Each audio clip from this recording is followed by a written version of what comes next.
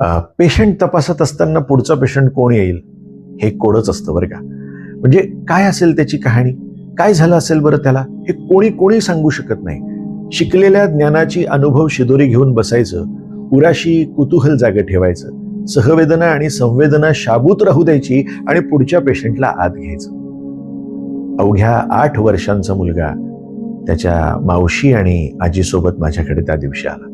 अत्यंत हसऱ्या चेहऱ्यानं आत शिरला. जनरली आमच्याकडे कोणी असं हसरं घेऊन किंवा हसतमुखानं येत नाही, पण अत्यंत प्रसन्न चेहरा, आणि आल्याबरोबर लाघवी पद्धतीने गप्पा मारू लागला, छान छान बोलू लागला.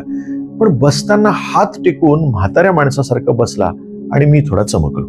त्याला म्हटलं, अरे हात न टेकवता उठून दाखव बरं. पण त्याला नाही उठता आलं. मला एकदम परिस्थिती लक्षात आली. ते सर्दी खोकल्यासाठी माझ्याकडे आले होते, पण मला जे लक्षात आलं ते सांगितल्यावर एक मोठं वादळ त्यांच्या आयुष्यात येणार होतं. त्या दिवशी सर्दी खोकल्याचं औषध लिहून देणं माझ्यासाठी सोपं होतं, पण त्या मुलाच्या चालण्यात, उठण्यात आणि बसण्यात आलेली ती जी काही दुर्लक्ष न करण्यासारखी गोष्ट होती, तिचं मी काय करू? निदान सांगताना शब्द जपून वापरावे लागणार होते, कारण आजपासून त्या कुटुंबाच्या आयुष्यात फक्त औषध नाही तर संयम, धैर्य आणि स्वीकारण्याची दीर्घ वाट सुरू होणार होती.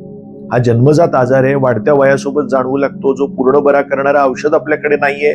मुलाचे स्नायू हळूहळू कमकुवत करतात आणि मग हळूहळू तो आजार सगळ्या स्नायूंना आपल्या विळख्यात घेतो आणि शेवटी हृदय सुद्धा सहभागी होतं. काही वर्षांनी चालण्यात अडचणी येते, श्वासोच्छवास आणि हृदयाची नियमित काळजी घ्यावी लागते. डोक्यात हे सगळं वादळ घोंगावत होतं आणि तितक्याच स्टेथोनं तपासताना त्याच्या अनियमित धडधडणाऱ्या हृदयानं माझ्या काळजाचा ठोकाच चुकवला.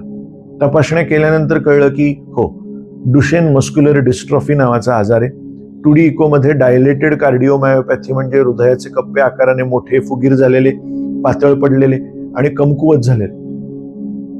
एखाद्या हसतमुख निरागस पोराला त्याच्या आयुष्यात चोर पावलांनी येणाऱ्या या आकस्मिक वावटळीला आपल्याला व्यक्त करताना खूप वेदना होतात आणि त्याच्यासाठी सहवेदनेचं काळीज सुद्धा असावं लागतं.